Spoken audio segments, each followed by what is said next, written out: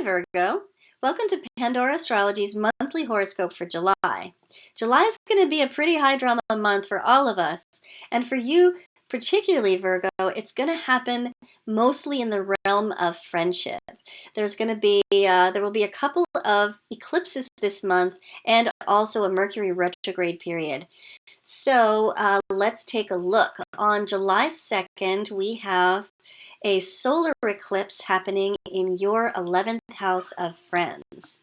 Now, you have a tendency to feel pretty warm about your friends, to really want to bond with your friends, and this eclipse might just blow some things up.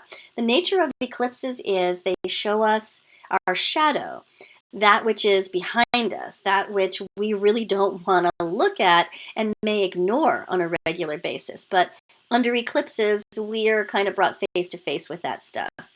And a solar eclipse in particular is one that may be attended by physical outer world events which other people can see.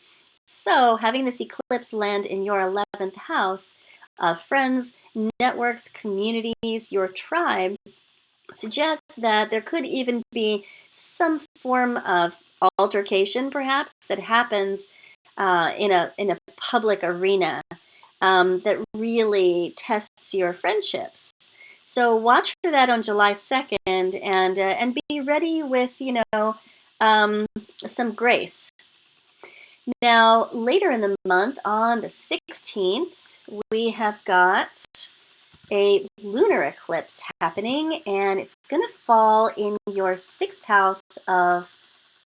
your fifth house of creativity, of creation, recreation, and procreation, as we astrologers like to say. So here's that moon in Capricorn opposed to the sun in Cancer, and the fifth house being the house of creativity, and an eclipse being a look at one's own shadow. Well, those themes pretty much suggest that your inner brat may go wild in the arena of your creativity. So beware of any sudden urges to deliver too much information or show off or make yourself visible in ways that might embarrass you later. Because Virgo, you're not necessarily the throw a lampshade on your head and dance naked at a party kind of person, are you? Julia, what do you think is going to go on for Virgo this month? Well, hi, Virgo.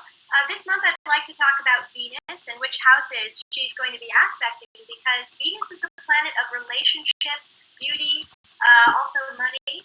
And for the first couple of days of the month, July, she's going to be in your 10th house, which she's been for a few weeks, and that means that she's been bringing some grace and some diplomacy into the workplace for you, maybe even getting along better with your bosses and coworkers.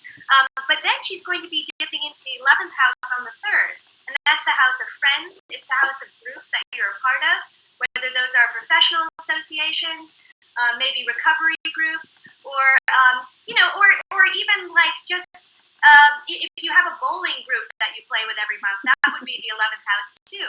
So that means that the social tempo of your life is really going to pick up for a lot of the month.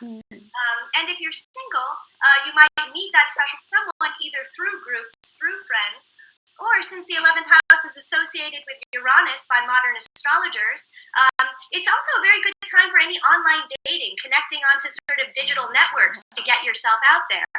Then on the 27th, Venus is going to be going into your 12th house, and that's just a much more socially withdrawn placement. You might, after being out all month, you might just want to spend a little bit more time on your own, with yourself, with a partner at home.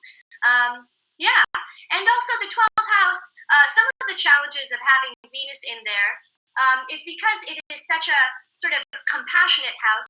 It may be a good time to also remember your boundaries too, because you might feel like maybe over-sacrificing yourself for your loved ones too. Nada, what are you seeing this month? Yeah, so on that same 12th house note, I want to talk about Mars. And Mars is in your 12th house for the whole month. And Mars oftentimes talks about, one of the things is how we express our anger.